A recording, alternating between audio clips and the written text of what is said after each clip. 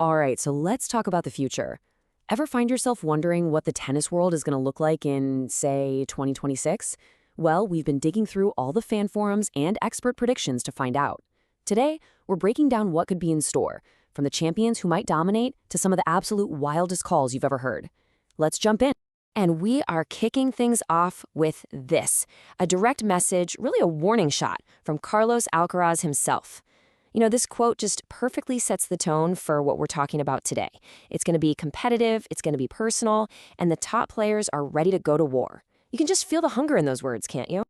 So what's the biggest headline predicted for 2026? Well, according to just about everyone we looked at, it's all about power being consolidated at the very, very top. And there are two names that just keep popping up together over and over again: Carlos Alcaraz and Jannik Sinner. Now, take a look at this number, 8. What's that about? Well, that's the last 8 Grand Slam titles leading into these predictions, and every single one of them was won by either Alcaraz or Sinner. That's not just a trend, that's a statistical lockdown of the sport's biggest prizes. And if you thought that was something, check this out. This really shows you the level of belief in their dominance. Just think about this for a second. One source predicts they won't just win all 4 slams between them, but they'll meet in every single final. That is an unbelievably bold prediction. It suggests the gap between them and everyone else is turning into a canyon. But hold on a second. Not everyone is buying it. And you gotta love this counterpoint from Tennis for Dummies. They're basically saying this whole new two thing is like that famous line from Mean Girls: "Stop trying to make fetch happen." It's a hilarious and pretty blunt rejection of all the hype, and it suggests maybe this duopoly isn't quite as locked in as it seems. This is where the debate really kicks off. Okay, so let's get into the nitty-gritty of the predictions. We're going to go major by major and take a look at who the fans and the experts think will be lifting those huge trophies in 2026. First up, Melbourne. For the men, no big surprises here. It's a total toss-up right down the middle between Sinner and Alcaraz. But look at the women's side. Tennis Talk is going with the powerhouse, Aryna Sabalenka. But Tennis for Dummies throws out a massive curveball, Amanda Anisimova. Wow, that is a huge, bold call for a major comeback story. All right, onto the clay of Paris. And here it seems like everyone is pretty much on the same page. The consensus is we're getting an Alcaraz-Sinner final, with a lot of people giving the edge to Carlos as the new king of clay. And for the women, well, it's just as decisive. Iga Swiatek taking back her throne at Roland Garros. Now we're over to the grass courts of Wimbledon, and this is where things start to get really juicy. Get this, even within the same source, Tennis Talk, people can't agree.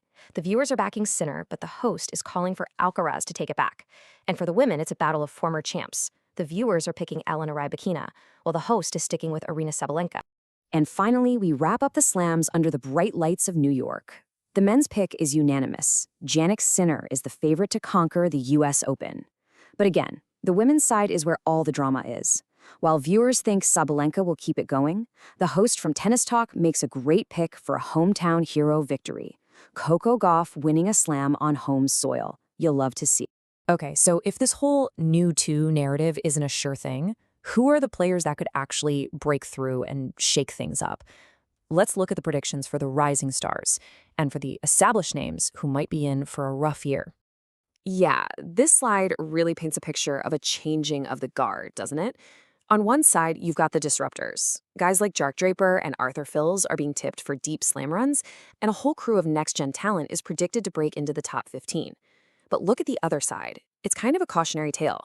Former slam finalists Zverev and Medvedev are predicted to fall out of the top 10 completely.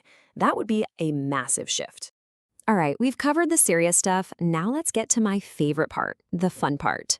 Every prediction season has those wild, hilarious, and just downright bizarre calls. And believe me, 2026 is no exception.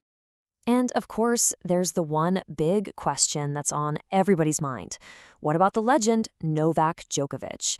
But the predictions aren't about whether he'll win another slam. No, it's about something much bigger. Where will he finally hang up his racket? And the potential answers here are just fantastic. I mean, will it be on the hallowed grounds of Wimbledon? A poetic end? Or maybe somewhere historic like Athens? Or, and this one is my personal favorite, in a move that would be so perfectly Djokovic, will he just decide to call it quits while he's on a ski slope? With him, anything feels possible. Let's circle back to Aryna Sabalenka for a second. We've already seen her picked for a couple of major titles, and one source is predicting she'll have a massive year, winning 2 Grand Slams. That's a huge achievement. But that is not the only record she's predicted to break. And there it is, a prediction that she will also break the record for decibels emitted by a human being in a single year. It's a playful nod to her powerful and very vocal presence on court. And honestly, it was one of the most memorable predictions we found. And the wild calls just keep on coming. There's a prediction that Iga Świątek will simply never remove her signature hat, ever.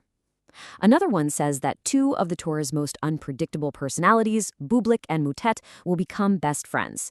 And, oh man, in a tough one for poor Thomas Machok, he's tipped to medically retire from at least 26 matches. Ouch.